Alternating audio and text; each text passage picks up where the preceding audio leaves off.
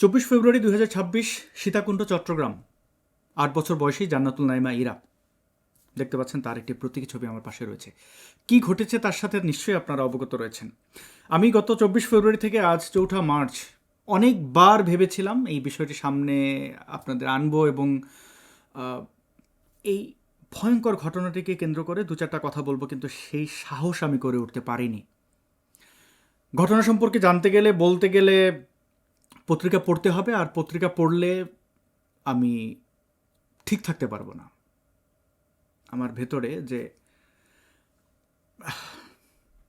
শেষমেশ আমি পুরো ঘটনাটি মন দিয়ে পড়লাম, জানলাম, স্থানীয়দের সাথে কথা বললাম এবং এই ঘটনাটিকে সামনে রেখে আপনাদের সামনে কিছু বিষয় উপস্থাপন করব।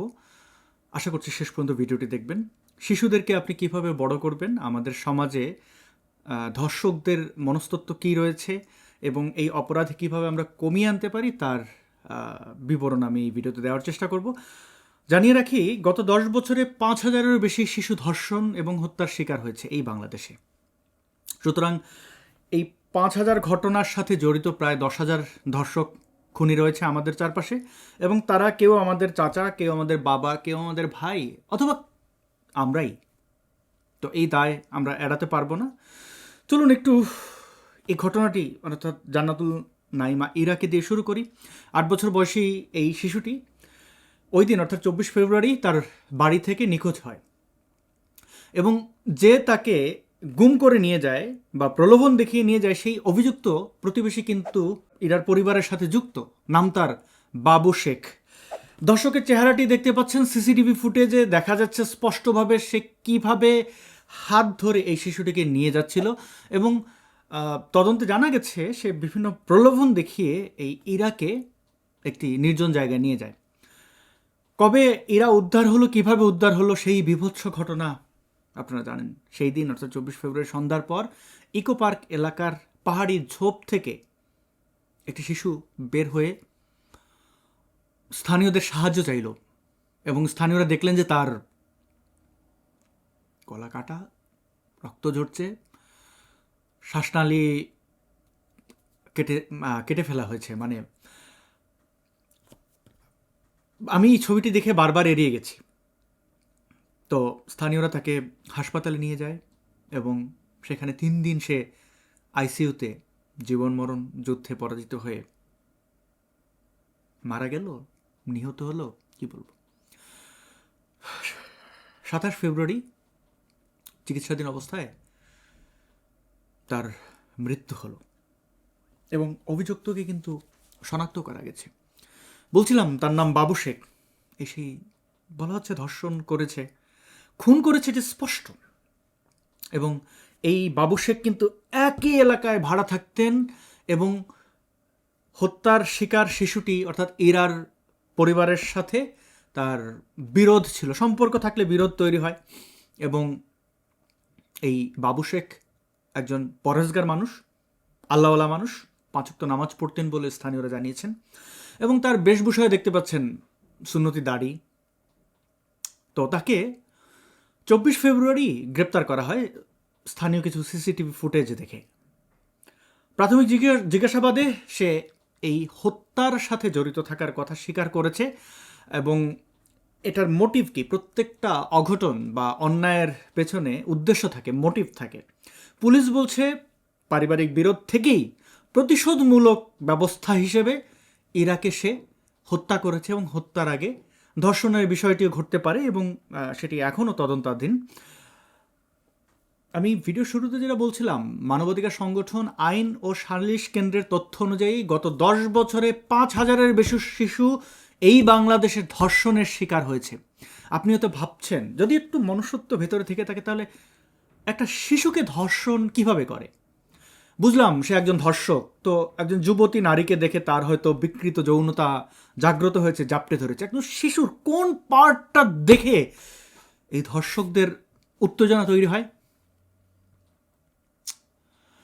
2024 সালে নতুন বন্দোবস্ত, এই 2024-এ 270টি আবার আনুমানিক শিশুকে ধর্ষণ হত্যা করা হয়েছে এবং কতগুলো ঘটনা ধামাচাপা দেওয়া হয়েছে তা তো আপনারা জানেন। আওয়ামী লীগের কর্মী সমর্থকদের মা বোন তাদের জন্য, অর্থাৎ এই ইসলামিক সন্ত্রাসী ইউনুস এর যে মব গোষ্ঠী, তাদের কাছে গনিমতের মাল হিসেবে তারা দেখতো, যেটা তাদের পূর্বসূরি 1971-এর হানাদার রাজাকার আলবদর আল শামস বাংলার মানুষকে, নারীদেরকে তারা গনিমতের মাল বলেছে, পেহলে উসকো মুসলমান মানাও বলে ধর্ষণ বৈধতা দিয়েছে। তো এই যে ইরার ঘটনাটি, এই ঘটনার সাথে ধর্ম কোনোভাবে যুক্ত। আপনারা হয়তো এই কথাটি বলার সাথে সাথে ভেবে নেন যে ভাই আপনি কিছু এলে ধর্ম টেনে আনেন। আমি বলবো না কোনো ধর্ম এ ধরনের ধর্ষণ করতে বলে, কিন্তু এটা খুবই জোর দিয়ে বলতে চাই, ধর্ম হচ্ছে সকল প্রকার অপরাধ ধামাচাপা দেওয়ার একটা হাতিয়ার। যেমন উদাহরণ, এই ফেসবুক স্ট্যাটাসটি দেখতে পাচ্ছেন, নাম তার আবু মুস্তাফিজের বাপ। সে ফেসবুকে লিখেছে, আচ্ছা গলাকাটা মেয়েটাকে সীতাকুণ্ডে বলিদানের উদ্দেশ্যে নেওয়া হয়েছিল না তো আবার? এই লোক নাকি আবার লেখক, কয়েকটা নাকি বইও লিখেছে, এমনটাই তো সে তার ফেসবুকে প্রচার করে। সীতাকুণ্ডের বলির প্রসঙ্গ কেন এলো? খুবই স্পষ্ট, হিন্দু ধর্মাবলম্বীরা বলি দেয়, তাই মানুষকে বলি দিলেও দিতে পারে। শুনেছি ইন্ডিয়ার কোথায় কোথায় এরকম হয়, মানুষ বলি দেওয়া হয়। ভারত একটা বিশাল দেশ এবং হাজারো ট্রাইব সেখানে রয়েছে। বহু ধরনের কুসংস্কার যেমন রয়েছে, তেমনি গণতান্ত্রিক দেশ হিসেবে ভারত বেশ কিছু আধুনিক জায়গায়, মানবাধিকার জায়গায় নজির স্থাপন করেছে। তো এই হিন্দু বিদ্বেষীরা খুঁজে বের করে কোনটা দিয়ে হিন্দুদের ফ্রেম করা যায়, দোষারোপ করা যায়। আপনারা জানেন সীতাকুণ্ডের আদিনাথ পাহাড় মন্দির নিয়ে ইসলামিস্টদের ব্যাপক কুচক্রান্ত রয়েছে, তারা ওটি দখল করতে চায়। এবং যারা দেখতে নেন তার চলন বাঁকা, কোনোভাবেই দোষ ত্রুটি দেওয়া যায় কিনা হিন্দুদের উপরে, সেই চেষ্টা থেকেই এই ধরনের ফ্রেম করা এবং ধর্ষকদের পক্ষ নিয়ে ধর্ষণ কাণ্ডকে অন্যদিকে ঘোরানোর চেষ্টার অন্যতম অংশ হচ্ছে এই যে বিভিন্নভাবে ভিন্ন মোড়ে নিয়ে যাওয়া। বলছিলাম যে ধর্ম কিভাবে যুক্ত। এই পাঁচক্ত আল্লাহওয়ালা লোকটি, অর্থাৎ মিস্টার শেখ, আবু শেখ কি শেখ, ধর্ষক তার আবার নাম। তো সে যেহেতু আল্লাহওয়ালা, প্রাথমিকভাবে অনেকেই তাকে সন্দেহ করবে না, দাঁড়িয়ে রেখেছে, পাঁচক্ত নামাজ পড়ে, সে কিভাবে খারাপ হয়। আবার এই যে বলি কোরবানি, দেখুন এই ধরনের নৃশংসতা বন্ধ করতে গেলে আপনাকে খেয়াল রাখতে হবে, বলি কোরবানি এগুলো বন্ধ করতে হবে। কারণ কি, আপনি নিশ্চয়ই কখনো কখনো কোরবানি বা বলি দিয়েছেন, যদি না দিয়ে থাকেন তাহলে অভিনন্দন, আপনি একজন উত্তম মানুষ। যেই মানুষ প্রাণের প্রতি নিষ্ঠুর, সে কখনোই ভালো মানুষ হতে পারে না, অসম্ভব, কোনো দিক থেকে না। সেটা হোক আপনি খুব খয়াস করে মাছ ধরেন, ফিশিং করেন আনন্দে, না জেনে করে থাকলে সেটা অন্য জিনিস, জেনে শুনে আচ্ছা ফিশিং, একটা প্রাণীকে আপনি হত্যা করছেন, কি উল্লাস, বলি দিলেন, কোরবানি দিলেন আনন্দ উৎসব হিসেবে, তাহলে আমার আর কিছু বলার নেই। আপনার মধ্যে এক ভয়ঙ্কর এরকম ধর্ষক বাস করে, এরকম খুনি বাস করে। হয়তো সুযোগের অপেক্ষায় আপনি আছেন, হয়তো বা আপনি জানেন না, কিন্তু যখন ঘটিয়ে ফেলবেন, ঘটানোর পরে হয়তো আপনি বুঝবেন যে কিভাবে ঘটালেন। কেন বলছি এই কথা? ভাবুন তো, একটা গরু বা একটা মুরগি জবাইয়ের আগে সেই প্রাণীটা কতটা কিউট, কতটা নিরীহ, নিরুপায়। একটা গরু, তার যে শক্তি, সেই শক্তি দিয়ে আপনাকে মেরে ফেলতে পারে, কিন্তু সে জানে না কীভাবে মারতে হয়, সে মানুষের মতো নিষ্ঠুর নয়। একটা মুরগি দুজন ধরে জবাই করে দিলেন, একটা শিশু হতে সেরকম। শিশুর পক্ষে আপনার হাত থেকে বাঁচার সুযোগ থাকে না। এবং আপনি এই ঘাতককে দেখালাম, সে ঠান্ডা মাথায় খুন করতে পেরেছে, কারণ তার কাছে এটা খেলা, অন্য সব বলি বা কোরবানির মতো। প্রকাশ্যে যে কোনো ধরনের প্রাণী হত্যা এবং এই নৃশংসতা ধর্মের নামে এগুলো বন্ধ করতে হবে। এবং ধার্মিকদের এই দাড়িওয়ালা টুপিওয়ালা দেখে ঘটনা থেকে তাদেরকে বাদ দেওয়া নয়, বরং সন্দেহের চোখে দেখবেন। যে ধর্মের লেবাসে বারবার আসে তাকে দুইবার সন্দেহ করবেন, যেমনটা এই গত ইলেকশনে জামাত ইসলামকে সন্দেহ করেছিলেন যখন তারা বেহেশতের টিকিট বিক্রি করছিল, জান্নাতের টিকিট বিক্রি করছিল। তো বলি কোরবানি বন্ধ করলে এরকম নৃশংসতা বন্ধ হয়ে যাবে, কারণ একটা মানুষ হুট করে একটা চাকু নিয়ে একজন মানুষের গলায় বা অন্য কোনো প্রাণীর গলায় বসিয়ে দিতে পারবে না। সে এই কাজ করার আগে তার হাত কাঁপবে, অথবা একটু রক্ত বের হলে সে ওই রক্ত দেখে ভীত হয়ে যাবে। আমি একসময় কোরবানি দিয়েছি, আমি এজন্য খুবই দুঃখিত, লজ্জিত, কিন্তু আমার পক্ষে সারা জীবনে আর কোনো প্রাণী হত্যা করা সম্ভব না, অসম্ভব। সে মানুষ হোক, যে কোনো প্রাণী হোক, একটা প্রাণীর রক্ত আমি বের করতে পারবো না, আমার ভেতর দিক দিয়ে আসবেই না। এই প্র্যাকটিস বন্ধ করা হোক। এবং বাংলাদেশে যে সকল ভয়ঙ্কর নেশা রয়েছে, মদ হারাম বলে আপনি ইয়াবা বৈধতা দিয়েছেন। ইয়াবা এক ভয়ঙ্কর নেশা, বিকৃত যৌনতা তৈরি করে, অপরাধ প্রবণ হতে উদ্বুদ্ধ করে। আমি জেল কেটেছি অনেক দিন, এবং সেই জেলে থাকাকালীন অসংখ্য ইয়াবা আসক্ত লোকদেরকে দেখেছি, তারা সাক্ষাৎ জেল সুপার জেলারকেও ভয় পেত না। যতক্ষণ না তাদের এই নেশা ছিল। কয়েকদিন যাওয়ার পরে এই নেশা কাটে, এবং তারপরে যাদের যাদের সাথে খারাপ আচরণ করেছে, অন্যায় করেছে, সেগুলো সে মনে করতে পারে না, ক্ষমা চায়, নিঃশর্তভাবে ক্ষমা চায় যে আমি কি গ্যারার কি যেন বলে, কি একটার মধ্যে, গ্যারার মধ্যে না যেন কি একটা বলে আর কি, নেশাকারীদের একটা কি ভাষা আছে, পিনিকে ছিলাম, গ্যারার কি একটা ভয়ঙ্কর অবস্থা। তো এই ইয়াবা জাতীয় নেশা বন্ধ করতে হবে। ইয়াবার মধ্যে কি আছে? মেথএমফেটামিন আছে, ক্যাফেইন আছে, যৌন উত্তেজক পাউডার রয়েছে, মিশ্রণ করা থাকে। এই ভয়ঙ্কর ড্রাগ অবশ্যই বন্ধ করতে হবে। এই ধরনের সিনথেটিক ড্রাগ মানুষকে অমানুষে পরিণত করে। আমি বলবো না কোনো ড্রাগের দায়টা অবশ্যই ওই অপরাধীর, কিন্তু ড্রাগ তাকে এই অপরাধ করার ক্ষেত্রে আরও বেশি এনার্জি দেয়, আরও বেশি ভয়ঙ্কর করে তোলে, বিকৃত করে তোলে। এবং যারা পিতা রয়েছেন, ভাই রয়েছেন, অভিভাবক সন্তানদের, হতে পারেন আপনি আত্মীয়, আপনার কাছে কিছু অনুরোধ, কিছু বিষয় আমি তুলে ধরার চেষ্টা করছি। আমি মনোবিজ্ঞানী নই, কিন্তু কিছুটা পড়াশোনা করে কয়েকটি বিষয়ে বলবো, মনে রাখতে পারেন। হয়তো আপনার পরবর্তী প্রজন্ম এর জন্য নিরাপদ হলেও হতে পারে। যদি একটা শব্দ বা একটা এখানকার পয়েন্ট আপনার উপকারে আসে, এটাই আমার সার্থকতা। আপনার শিশুকে এটি স্পষ্ট করবেন যে তার শরীর একান্ত তার শরীর তার বাবারও নয়, মায়েরও নয়, অন্য কারোর নয়। শেখাতে হবে তার শরীর তার নিজের, যে কেউ অনুমতি ছাড়া তার শরীর ছুঁতে পারবে না, এমনকি যত পরিচিতই লোক না হোক না কেন। আমাদের সমাজে আমরা টেলিভিশনে দেখতে পাই জামাতের আমির বাচ্চাদেরকে ধরে ঠোঁটে চুমু দিচ্ছে, হাত পায়ে চুমু দিচ্ছে। অনেক, মানে এরা পেডোফাইল। এই ধরনের পেডোফাইল আমাদের সমাজে অনেকেই আছে। আত্মীয়তার নামে, আদর করার নামে, স্নেহ করার নামে সে শরীরে হাত দেয়। এটা করা যাবে না। ওই শরীরে হাত দেওয়ার আগে অনুমতি তার পরিবারের সদস্যদের কাছ থেকে নিতে হবে, কারণ শিশু, সে অ্যাডাল্ট নয়। সে অনুমতি দিলেও কি না দিলেও কি। শিশুকে বোঝাতে হবে তার প্রাইভেট পার্ট সম্পর্কে। প্রাইভেট পার্ট বলতে শুধুমাত্র জননাঙ্গ নয়, প্রাইভেট পার্ট বলতে শুধু স্তন নয়, বা শুধু নারীর শরীর নয়, পুরুষেরও হতে পারে। প্রাইভেট পার্ট বলতে পেট হতে পারে, প্রাইভেট পার্ট বলতে পিঠও হতে পারে, প্রাইভেট পার্ট বলতে গালও হতে পারে। সেই আলোচিত সাংবাদিক খালেদ মুহিউদ্দিনকে যখন গাল টিপে দেয় অন্য আরেকজন মোল্লা, সেটাও প্রাইভেট পার্টে হাত দেওয়া। কোনো ব্যক্তির শরীরে হাত দেওয়া যাবে না। আমাদের বাংলাদেশের মানুষ এই টাচ সম্পর্কে জানি না। কাউকে দেখা হলে জড়িয়ে ধরি, কাউকে দেখা হলে গায়ে কি ভালো আছে, গায়ে হাত দিয়ে পিঠ চাপড়ে, না, এটা করা যাবে না। কোনো ব্যক্তির গায়ে হাত দেওয়া তার অনুমতি ছাড়া, এটা অন্যায়। তো শিশুকে অবশ্যই বোঝাতে হবে তার শরীরের কোনো অংশ অন্য কেউ হাত দিতে পারবে না, পুরো শরীরটাই তার ব্যক্তিগত। এবং কাপড় চোপড়ের একটা বিষয়, যে কাপড়ের দোষ, এই জিনিসগুলো বলা যাবে না। ব্যাড টাচ, গুড টাচ, বা ভালো স্পর্শ, খারাপ স্পর্শ সম্পর্কে ধারণা দিতে হবে। খারাপ স্পর্শ যেমন গোপন স্থানে ছোঁয়া, একটু নিতম্বে হাত দেওয়া, শিশুদের জননাঙ্গে হাত দেওয়া, এগুলো কোনোভাবেই টলারেট করা যাবে না।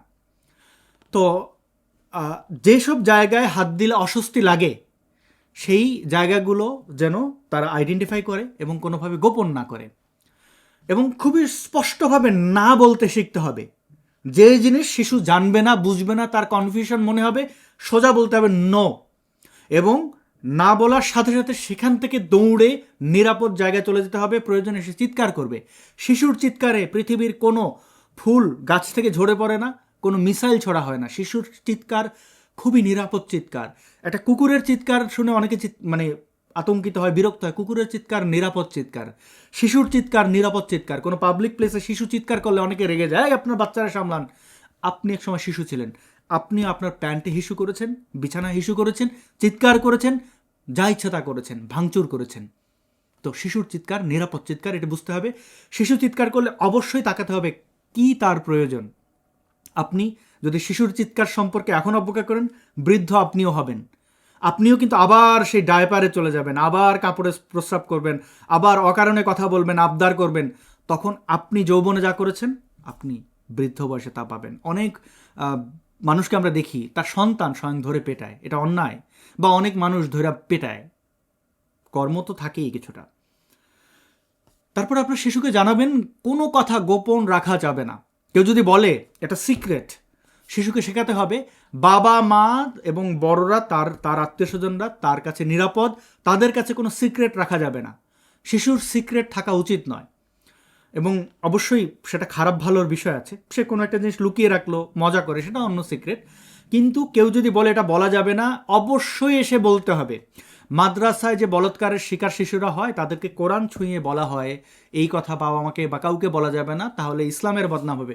কোনো দোহাই, কোনো প্রমিস, কোনো ধরনের বাধ্যবাধকতা, কোনো ধরনের ভয় ভীতি যেন সে অ্যালাউ না করে। এরপরে শিশুকে শেখাবেন প্রলোভন, কোনো প্রকার প্রলোভনে যেন সে প্ররোচিত না হয়। যেমন চকলেট, খেলনা, পুতুল হতে পারে, মোবাইল ফোন দেওয়া, মোবাইল ফোন ব্যবহার করতে দেওয়া, টাকা বা কোথাও ঘুরতে নিয়ে যাওয়া। এই ইরাকে কিন্তু ঘুরতে নিয়ে যাওয়া বা পুতুল দিয়েই এভাবে করেছিল, আজকে সে আমাদের মাঝে নেই। তো কোনো প্রকার প্রলোভন যেন কোনো শিশু অ্যাকসেপ্ট না করে। শিশুকে বলতে হবে তোমাকে যদি কেউ কিছু দিতে চায় সেটা সে আমাকে বলবে, আমি তোমাকে সেই জিনিসটা দেবো। আপনি দিতে না পারেন তাকে বিভিন্নভাবে, শিশুর বলার মন ভোলা, তাকে আপনার সামর্থ্য না থাকলে সেটা ভোলানো যেতে পারে, কিন্তু শিশুর প্রতি আন্তরিক হতে হবে। এবং এটা যদি হয়, প্রলোভন যদি আপন চাচা, মামা, শিক্ষক বা মোল্লা হুজুর যে কেউ হোক না কেন, বক্তব্য পড়তে গেছে ভালো জান্নাতে নিয়ে যাওয়ার কথা বলে হুজুর নো, শিক্ষক ভালো মার্কস দেওয়া হবে, রেজাল্ট ভালো করে দেওয়া হবে, যে সাবজেক্টে শিক্ষক সেই সাবজেক্টে পাশ করে দেওয়া হবে, এই ধরনের কোনো প্রলোভনে যেন শিশু না পড়ে, এটি আপনাকে দায়িত্ব নিতে হবে। এবং নিরাপদ বড়দের তালিকা শিশুকে শেখাতে হবে, কারা কারা তার জন্য নিরাপদ হতে পারে। দাদা, দাদি, নানি, বিশেষ করে নারীরা অবশ্যই শিশুর কাছে, শিশুদের জন্য নিরাপদ। ধর্ষকদের মধ্যে পুরুষদের সংখ্যা তো দেখেন, সেক্ষেত্রে নারী কেন্দ্রিক হতে পারেন ভাবি, খালা, তারপরে হতে পারেন দাদি, মানে নারী কেন্দ্রিক বড়, নিরাপদ বড়দের তালিকা দিতে পারেন। নারীরা এই সমাজে নিরাপদ, এবং বেশিরভাগ নারী, 51% আমাদের বাংলাদেশে, তারপরে নারী বিদ্বেষ। কারণ এই ধর্ষক, এই ধর্ম ব্যবসায়ী, এই বদমাইশরা নারীদেরকে ভয় পায়, কারণ তারা মানুষের জন্য নিরাপদ। মানুষের জন্য যা কিছু কল্যাণকর সব কিছুতে আতঙ্ক থাকে কিন্তু বদমাশ অসভ্যদের। তো বোঝাতে হবে যে কারা কারা নিরাপদ। এরকম অন্ততপক্ষে 3 থেকে 5 জন ব্যক্তির তালিকা আপনার শিশুকে জানাবেন, মুখস্থ রাখতে বলবেন, এবং বিপদে যেন তাদের কাছে যায়। এমনকি আপনার পরিবারের গুরুত্বপূর্ণ ব্যক্তি যারা ফোন কল রিসিভ করে, এরকম একটা ফোন নাম্বার তাকে মুখস্থ রাখতে বলবেন। কোথাও গিয়ে বিপদে পড়লে সে যেন অন্য কারো কাছ থেকে ফোন চেয়ে নিয়ে, বা তাকে বলতে পারে যে এই নাম্বারে একটু ফোন করেন, আমার বাবা বা আমার মা। এটা অবশ্যই জরুরি। আর যদি কেউ মুখস্থ রাখতে না পারে, তার গলায় লকেটে বা কোথাও একটা ফোন নাম্বার দিয়ে দিতে পারেন, যেটা তার কাছে থাকবে এবং গোপন থাকবে। কোনো বিপদে পড়লে তার ঠিকানা ওইটা বের করে যেন কাউকে দেয়। এরপর হচ্ছে যে আইনের সুরক্ষার বিষয়ে আপনার সন্তানকে বা আপনার শিশুকে নিরাপদ রাখবেন। যে কোনোভাবে যেন, যদি একটু টিন এজের হয় তাহলে খেয়াল করবেন যে ভিডিও কল, ছবি, ব্যক্তিগত ছবি, ভিডিও কোনো কিছু যেন শেয়ার না করে। সামাজিক মাধ্যমে আপনার সন্তান কী কী আপলোড করছে, সে হয়তো ক্লাস 6-এ পড়ে, 7-এ পড়ে, সে কোথায় কী আপলোড করছে, কী দেখছে, টিকটকে কীভাবে নাচছে, নাচ গান কোনোভাবেই খারাপ নয়, বাট কী করছে সেটা একটু ভালোভাবে খেয়াল রাখবেন।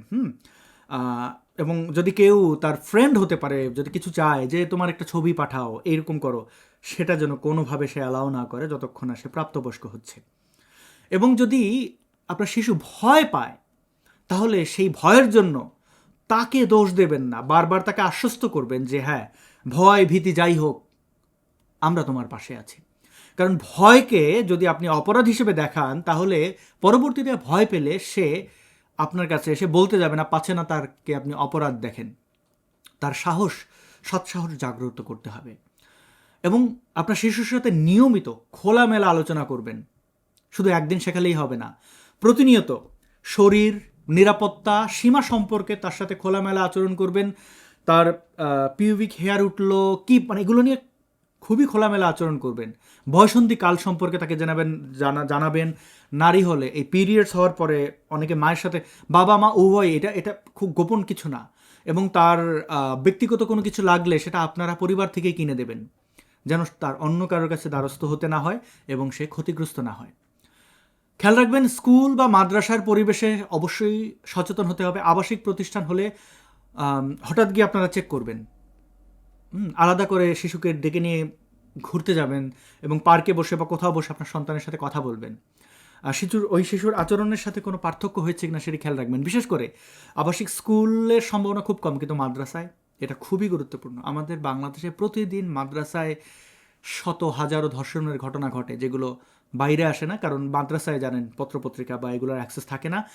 অনেক বিদ্রোহ করা এক্স মুসলিম মুফতিরা এই বিষয়গুলো বারবার বলেছেন। অনেক ঘটনা সামনে আসে, কিন্তু সেগুলো গোপন করার মানে তুলনায় 1%, 99টা ঘটনা গোপন রাখা হয়। মাদ্রাসায় যদি আপনার সন্তানকে দিয়ে থাকেন, জান্নাতের প্রলোভনে মাদ্রাসায় পড়াবেন না। ইসলাম জানানোর জন্য মাদ্রাসায় বা হিন্দু ধর্ম জানানোর জন্য আপনাকে কোনো বিহারে পাঠানো, কোনো মন্দিরে পাঠানো সন্তান জরুরি নয়। ইসকনের অনেককেই শিশু নির্যাতনের ঘটনা শুনেছে, মাদ্রাসার কথা আর কি বলবো। তো এই আবাসিক জায়গাগুলোতে আপনার সন্তানকে যদি দিয়েও থাকেন, তার সাথে ব্যক্তিগতভাবে কথা বলুন। আপনার পরিবার পরিজন আশেপাশের কেউ যদি থাকে, শিশুকামী অনেকে আছে, তারা ধরা দেয় না, তাদের সম্পর্কে জিজ্ঞেস করুন। এবং আপনার সন্তানকে জরুরি নাম্বার, বিশেষ করে বাংলাদেশের যে 999 সম্ভবত, তো এই 999 সম্পর্কে আপনার সন্তানকে শেখাবেন। কখনো বিপদে পড়লে 3টা 9 প্রেস করে ফোন করলেই এমার্জেন্সি সেবা সে পেতে পারে। সবচেয়ে গুরুত্বপূর্ণ বিষয়টি হচ্ছে শিশুকে ভয় দেখানো নয়, আত্মবিশ্বাস দিয়ে বড় করতে হবে। সে যেন জানে যে আমার পাশে বা তার পাশে তার পরিবার রয়েছে। এই বিষয়টি যদি আপনি আশ্বস্ত করতে পারেন, আপনার সন্তান নিরাপদ, আগামীর ভবিষ্যৎ নিরাপদ। আর যদি এগুলো না করেন, আপনার সন্তান ধর্ষণের শিকার হবে, হয়তো বলবে না, হয়তো এই ধর্ষণের ঘটনাকে সে রিভেঞ্জ হিসেবে দেখে আরও 5টা ঘটনা সে পরবর্তীতে ঘটাবে। সে মনে করবে যে আমার সাথে এটা ঘটেছে, আমি অন্যের সাথে এটা করব। এইভাবে চেন অপরাধগুলো ঘটে। সেই বিষয়ে আমাদের সচেতন থাকতে হবে। অনেক ধন্যবাদ। ভিডিওটি দীর্ঘ, কিন্তু শেষ পর্যন্ত দেখেছেন। এবং যদি আপনার কাছে মনে হয় এই ভিডিওটি ইনফরমেটিভ, তাহলে আপনি আপনার বন্ধু, আপনার পরিবারের সদস্যদের কাছে শেয়ার করতে পারেন। আর যে কথাটি আমি কখনো বলি না, আপনাদেরকে বলবো যে লাইক করতে পারেন। এখন এই বিষয়টি এই জন্য বলছি না যে লাইক করলে কতগুলো লাইক হলো, কতগুলো কমেন্ট হলো, এটা দিয়ে আমার কিছু একটা হবে, উদ্ধার হবে, না, এরকম কিছু নয় বন্ধু। লাইক বা কমেন্ট করলে ফেসবুক, ইউটিউব তারা তাদের অ্যালগরিদমে এটা টের পায় যে এই ভিডিওটি সম্পর্কে মানুষের আগ্রহ রয়েছে, এবং তারা অনেকের কাছে ডিস্ট্রিবিউট করে, এঙ্গেজমেন্ট বা রিচ বাড়ায়। তো যেহেতু কথা বলি, চাই এই কথাগুলো মানুষের কাছে যাক। যদি আপনার কাছে মনে হয় যে কথাগুলো নিরাপদ, একটা শব্দ যদি কারোর উপকারে আসতে পারে, তাহলে আপনি লাইক কমেন্টগুলো করতে পারেন। আর খারাপ লাগলে তো বরাবর ডিসলাইক করার অপশন ইউটিউবে রয়েছে, ফেসবুকে হয়তো রয়েছে। আপনি যে কোনো ধরনের দ্বিমত থাকলে কমেন্টে জানাতে পারেন। আপনাকে সেজন্য কেউ শাস্তি দেবে না, বরং এই মন্তব্য, সমালোচনা আমাদেরকে আরও বেশি উন্নত করে, ভুল থেকে শেখার জন্য অনুপ্রাণিত করে। অনেক অনেক ভালোবাসা। ভালো থাকবেন। আমরা আমাদের আশেপাশে আমাদের সন্তানদেরকে নিরাপদ করি, সেই প্রত্যাশা রেখে আজকের ভিডিওটি এখানেই শেষ করছি। আবার দেখা হবে খুব শীঘ্রই। বিদায়।